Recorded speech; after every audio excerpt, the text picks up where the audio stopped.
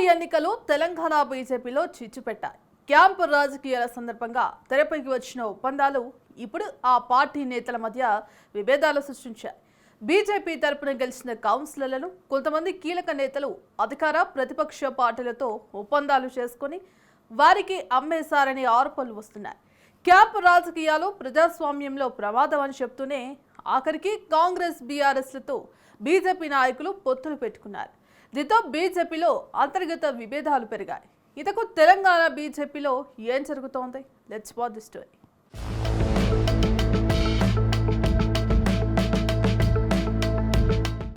Telangana municipal ఎన్నికల ఫలితాల తర్వాత భారతీయ జనతా పార్టీలో తీవ్ర స్థాయిలో కలకలం రేగుతోంది. సిద్ధాంతాలు, విలువల గురించి నిరంతరం మాట్లాడే కాషాయ పార్టీలో ఇప్పుడు క్యాంపు రాజకీయాలు, రహస్య ఒప్పందాలు బహిర్గతం కావడం రాజకీయ వర్గాలను విస్మయానికి గురిచేస్తోంది. పార్టీ గుర్తుపై గెలిచిన కౌన్సిలర్లను సొంత పార్టీకి చెందిన కీలక నేతలే అధికార కాంగ్రెస్, ప్రతిపక్ష బీఆర్ఎస్ పార్టీలకు తాకట్టు పెట్టారన్న వాస్తవం గ్రౌండ్ లెవెల్లో తీవ్ర ప్రకంపనలు సృష్టిస్తోంది.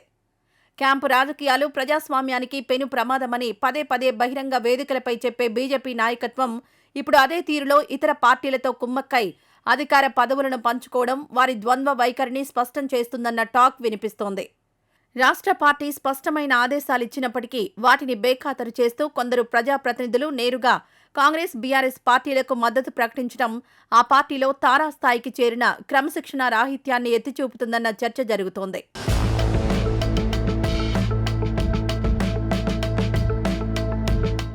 పార్టీలో క్రమశిక్షణ గీత దాటిన కీలక నేతల వ్యవహార శైలి ఇప్పుడు అధిష్టానానికి పెద్ద తలనొప్పిగా మారింది. పార్టీ నిర్ణయాలకు పూర్తి వ్యతిరేకంగా ఎంపీ రఘునందన్ రావు నేరుగా బీఆర్ఎస్కు ఓటు వేయడం పార్టీ వర్గాలను విస్తుపోయేలా చేసింది. అదే సమయంలో మరో నేత పాల్వాయి హరీష్ బాబు కాంగ్రెస్ పార్టీకి బహిరంగంగా మద్దతు తెలపడం, పాయల్ శంకర్ గెలిచిన తమ కౌన్సిలర్లను ఇతర పార్టీల నేతలతో కుమ్మక్కై క్యాంపులకు తరలించడం వంటి ఘటనలు పార్టీ ప్రతిష్టను దారుణంగా దెబ్బతీశాయి. ఇక తరచూ వివాదాలకు కేర్ ఆఫ్ అడ్రస్గా నిలుస్తున్న నిజామాబాద్ ఎంపీ ధర్మపురి అరవింద్ ప్రాతినిధ్యం వహిస్తున్న ప్రాంతాల్లోని మున్సిపాలిటీల్లోనూ అసమ్మతి జ్వాలలు ఎగిసిపడుతున్నాయి. అక్కడ ఇన్ఛార్జీలు, అధ్యక్షులపైన తీవ్ర అసహనంతో కొందరు నాయకులు మూకుమ్మడి రాజీనామాలకు పాల్పడ్డారు. దీనికి తోడు మున్సిపాలిటీల బాధ్యతలు తీసుకున్న ఈటెల రాజేందర్, ఏలేటి మహేశ్వరరెడ్డి, కాటిపల్లి వెంకటరమణారెడ్డి, పైడి రాకేష్ రెడ్డి లాంటి కీలక నేతలు సైతం ఆశించిన ఫలితాలను రాబట్టడంలో పూర్తిగా విఫలమయ్యారు. ఈ వైఫల్యాలపై అధిష్టానం ఇప్పటికే సీరియస్ దృష్టి సారించి పూర్తిస్థాయి నివేదికలు తెప్పించుకుందన్న చర్చ జరుగుతోంది.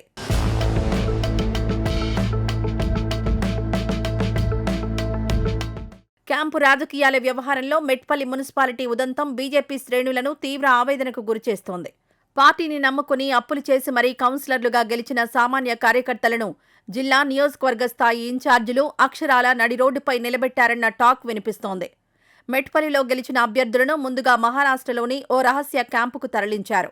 ఆ తర్వాత అధికార, ప్రతిపక్ష పార్టీల నేతలతో చీకటి ఒప్పందాలు కుదుర్చుకున్న అనంతరం ఆ కౌన్సిలర్లను తీసుకొచ్చి తిరిగి మెట్పల్లిలో వదిలేసి చేతులు దులుపుకున్నారన్న చర్చ జరుగుతోంది. పార్టీకి ఏమాత్రం విలువ లేకుండా చేసి తమను పావులుగా వాడుకున్న నాయకుల తీరుపై వారు బహిరంగ తిరుగుబాటు చేస్తున్నారు. కేంద్ర, రాష్ట్ర పార్టీ నాయకత్వాలు సైతం సామాన్య కౌన్సిలర్ల ఆక్రోశానికి కనీస సమాధానం చెప్పలేని నిస్సహాయ స్థితిలో ఉండిపోయాయి.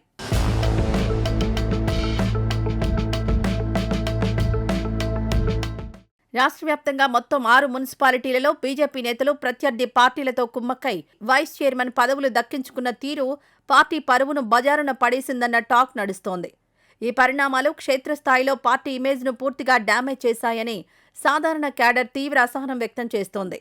ఇప్పటికే రాష్ట్రంలో బీఆర్ఎస్, బీజేపీల మధ్య ఫెవికాల్ బంధం ఉందన్న బలమైన రాజకీయ ప్రచారం జరుగుతోంది.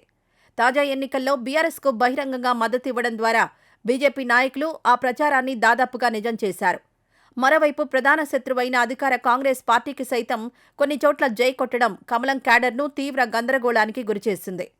అయితే స్థానిక రాజకీయ సమీకరణాలు, మున్సిపల్ స్థాయిలో అభివృద్ధి నిధులు రాబట్టుకునేందుకే ప్రత్యర్థి పార్టీలతో ఇలాంటి ఒప్పందాలు కుదుర్చుకున్నామని ఆయా ప్రాంతాల కీలక నేతలు తమ తప్పులను కప్పిపుచ్చుకునే ప్రయత్నాలు చేస్తున్నారు. కానీ ఈ వాదనను రాష్ట్ర నాయకత్వం తోసిపుచ్చుతోంది.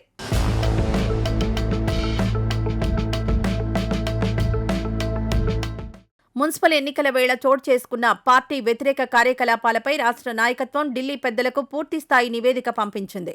గ్రౌండ్ లెవెల్లో పార్టీ పనితీరు, కీలక నేతల వ్యవహార శైలి, రహస్య ఒప్పందాల లెక్కలన్నీ హైకమాండ్ టేబుల్ మీదకు చేరాయి. రఘునందన్ రావు బీఆర్ఎస్కు ఓటు వేయడం వెనుక ఉన్న ప్రయోజనాలు, పాల్వాయి హరీష్ బాబు కాంగ్రెస్కు మద్దతు ఇవ్వడం వెనుక కుదిరిన ఒప్పందాలపై కేంద్ర నాయకత్వం సీరియస్గా విశ్లేషిస్తోందట.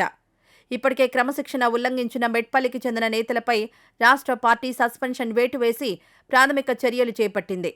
అయినప్పటికీ గెలిచిన 10 మంది కౌన్సిలర్లు పార్టీపై తీవ్ర స్థాయిలో తిరగబడుతూనే ఉన్నారు.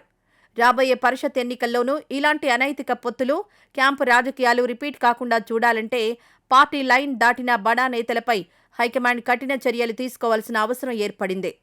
అయితే చర్యలు తీసుకుంటే అసంతృప్తి మరింత పెరిగి కీలక నేతలు పార్టీని వీడే ప్రమాదం పొంచి ఉంది. చర్యలు తీసుకోకపోతే పార్టీ మనుగడే ప్రశ్నార్థకంగా మారుతుంది.